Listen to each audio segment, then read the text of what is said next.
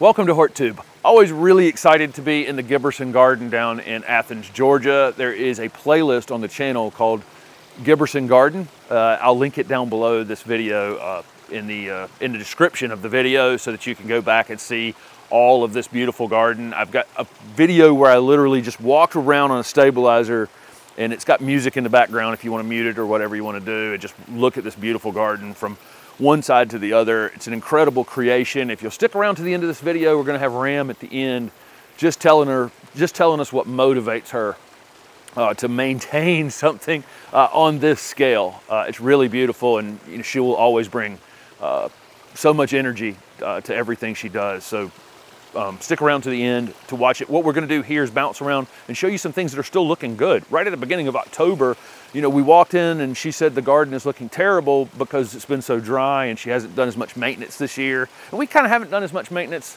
on ours in Raleigh either this year. And then we get out here and this is what it looks like.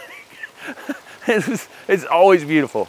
Absolutely amazing. You can hear the water in the background. There's multiple waterfalls leading on a stream that goes down to the bottom here, and another pool at the bottom. Koi fish. It's a very, very peaceful place. Chairs out here to sit and just kind of enjoy a very serene environment with an incredible mix of plants. And what she does out here is if something dies, she grabs something else out of the ground and plugs it in real quick. And she just had an incredible design, eye for design. We've talked about it in the other videos if you want to go back and look at those. But we're just going to bounce around this morning, take a look at some of the things that still look great. She has lots of ageratum still blooming in the garden. And the video you probably saw before I put this one up is we're tearing out some of the annuals in the garden that are looking bad at this point. A lot of the zinnias have just kind of passed, and several other things are beyond their season. I mean, as soon as we get a frost, they were going to die back anyway. But these ageratum really tend to hold on and kind of put on kind of a second round of flowering. They bloom all summer, but then when the nights get cool, they really kind of kick in and take off. And the pollinators just absolutely love them. Great pop of color, and then she's got, a couple other yellow asters and other things mixed in with it. Makes it incredibly, incredibly showy. But that was one thing we didn't pull out at the house before we left, was the ageratum. Some of these ageratum are perennial.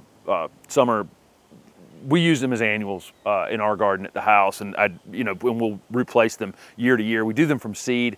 Seed is like teeny, teeny, tiny. You can order ageratum seed right now. It's the tiniest little seed you've ever can imagine, and it does this, by midsummer every year, and just keeps on blooming and blooming and blooming. We're shooting super, super early in the morning, another hour or two. These will be covered in bees out here. One other thing that's looking really interesting is the Poncirus here is just absolutely full of fruit.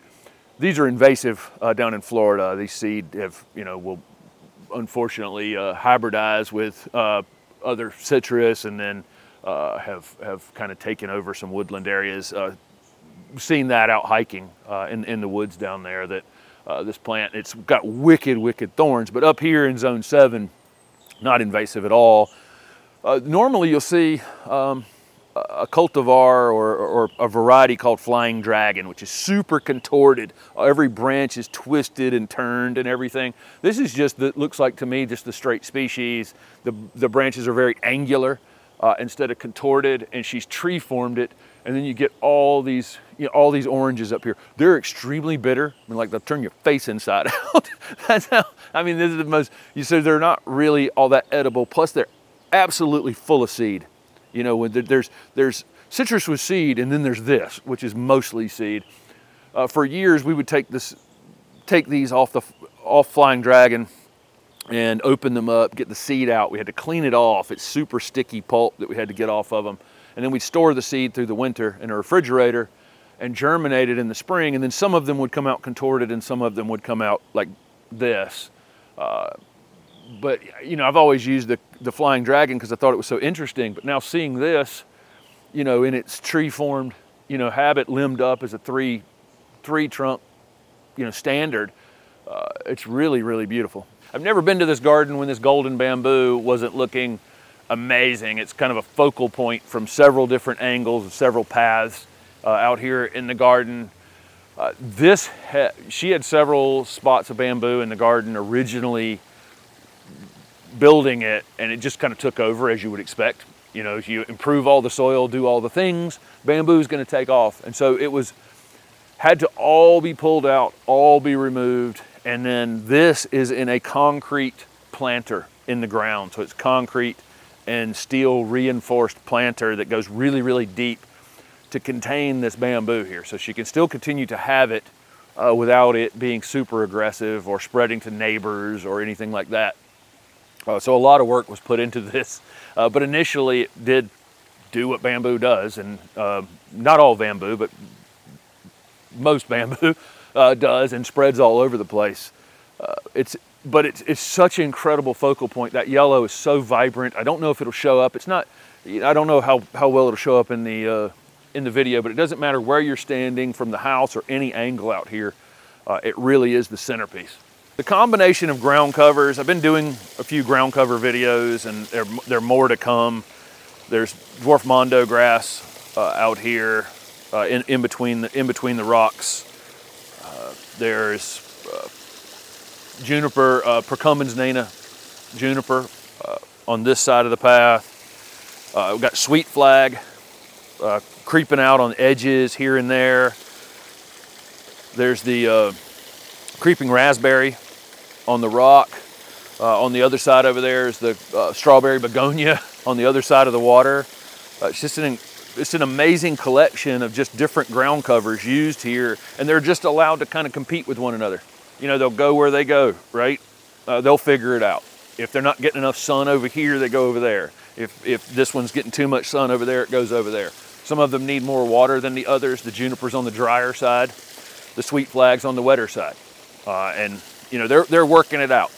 And then from there, she layers up with these shrubs, perennials that grow taller, like colocasia back there, and then up to the upper canopy where we have this beautiful dogwood, which is doing quite well because it has access to some water around it. I see other native dogwoods right now have all gotten their red fall color at this point because it's so dry everywhere in the southeast.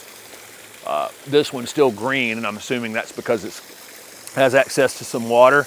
As you come up this path a bit, there's a blue star juniper, which is, you know, basically a ground cover juniper. It gets a little taller than some of the other ground cover junipers, but still being used as a ground cover juniper. And then she has this black bamboo up here. We saw the yellow bamboo. The black bamboo is done exactly the same as that yellow bamboo was. It's contained down here with a concrete border and reinforced with steel, so it can't get out of there. But again, it becomes a center focal point of this incredible space. And again, you can always hear water in the background in this garden. Giant koi fish down here in the bottom, and multiple waterfalls coming down to this pool.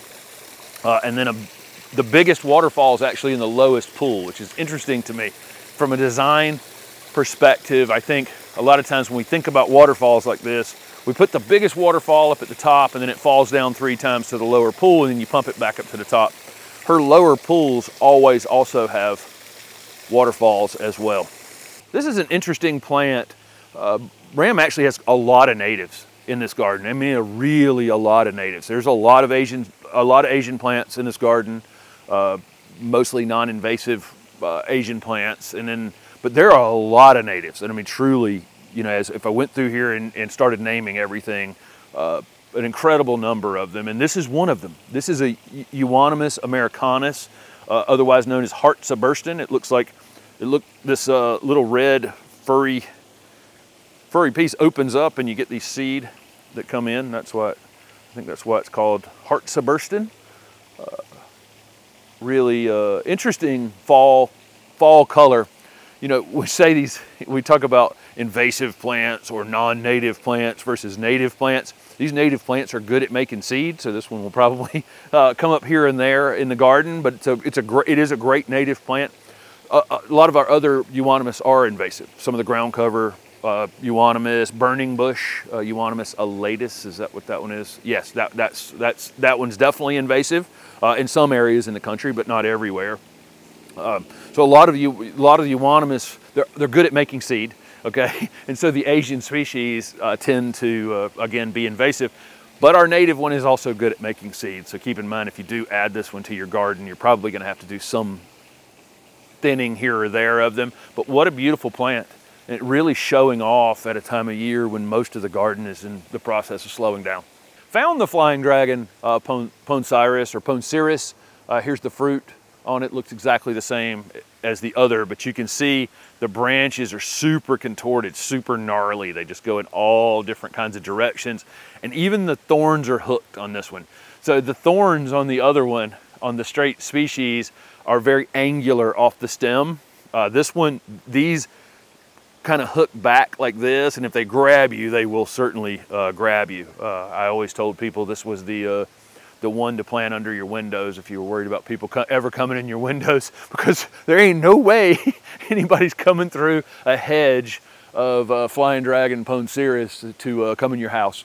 Again, there are just a ton of flowering things here that were picked to, you know, flower well into fall. There's camellias that haven't started blooming yet, and just lots of the perennials here are ones that are actually on the backside of summer, you know, when they're doing their blooming. A lot of anemones out in the garden. There's some goldenrod up in the top of the garden. We saw the ageratum in full bloom. This is the very lowest corner of, you know, pretty big property. And if you look at the video that I did with the stabilizer walking all the paths, this corner down here is the corner that almost every gardener would neglect. It's so far away from everything else that you would think that, you know, there has to be some spot where it wouldn't be maintained all the way into the very corners of the corners.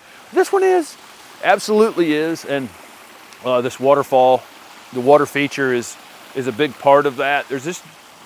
There are boulders in here. There were no rocks on this site. So as you see all of the rocks, if you go back and watch these videos in the series of videos, all the stone you're seeing, all the boulders you're seeing, anything that's built into these waterfalls, there were no rocks. This all had to be done, and I think Tom said in one of the videos they had bought 20 tons of boulders, and the hillside just ate it. It was basically as if they'd done nothing. So they just had to keep adding and adding and adding until ultimately it looked like, you know, almost a mountain, you know, mountain type of garden, you know, here in Athens, which is a hilly place. It's a hilly place. It's just not a lot of exposed stone. And that's what they, you know, ended up creating here. And again, she plugs in ground cover. She plugs in things and allows them to just compete with one another. And they go where they're going to go. Some of them a bit more aggressive than others and probably need some control at some point. But there's no part of this ground that's uncovered. And the fact that she's actually done less watering this year, but it still looks this good. She's built a very resilient garden by amending it with compost, by planting these things close together, by not collecting all the leaves in the garden, by mulching. You know, these plants have rooted deep. The soil's improved over the years. It's not super compact. The plants have rooted deep into the ground, and they don't need a lot of maintenance at this point. There's so many incredible details in this garden, and so many different kinds of plants. Again, a lot of Asian species, of non-invasive Asian species, interesting native grasses, non-native grasses, anemones, vines, you name it. It's, you know, it's all here. And then if Steph will move forward through the entrance here, one of the things, you know, we always talk about plants for sun versus plants for shade. You know, here's an acuba that we would always consider, you know, a part shade or shade evergreen shrub. It's got some leaves that have dropped on it at this point. And then a big leaf hydrangea back here that we definitely here in zone 7B or 8A in Athens, Georgia would consider a part shade plant, still blooming. But then she's got things like a salvia back here that you would consider mostly sun or full sun plant. It's still blooming like mad, and you wonder, well, how in the world is it back here with these, you know, there's a mahonia behind it that's, you know, shade loving, under a camellia that's shade loving, but there's a spot of sunlight in here. And so it was put in here at some point before the trees were big enough, and they've been able to maintain themselves, you know, by getting just enough reflective light through here. A lot of this is because a lot of things have been limbed up. So there's a lot more reflective light down in the forest floor, and but it's a strange mix as I move through this garden of things that you would think would need more sun or more shade or whatever. And again, also part of the thing with that is the ground is completely covered here. So between ground covers, low growing perennials like this, you know, Chinese indigo, and lower growing perennials like that salvia, and then small woody shrubs, larger growing woody shrubs, small ornamental trees, and then giant shade trees. You know, that combination of the ground being covered all the way down to the ground makes all the plants just more resilient. The sun's not in here really working on these roots, and so when it's been dry, when it's been hot, you know, everything has been able to just be more resilient. Last up for me, before we bring Ram into the video to talk about her kind of inspiration for creating this garden and continuing to work in it, this persimmon is just absolutely amazing. This is a beautiful tree. It's, I would say, 30 feet tall, maybe 25 feet wide. As they ripen, and they do have to ripen and get just a tiny bit mushy, otherwise they're very astringent, they taste like candy. We were here last year as some of them were ripening as well, and it literally is like candy. They're so incredibly sweet.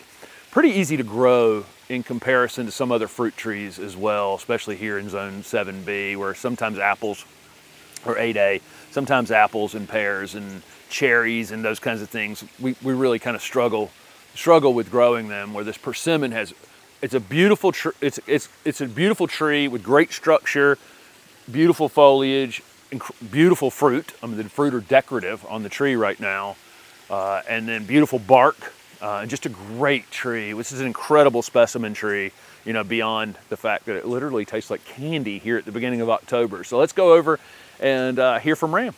You're on, anytime you're ready. Okay. I'm just afraid I'm going to speak Thai. Hello everyone, Mr. Putnam and Stephanie here today to see us. ตื่นเต้น speak Thai. Happy.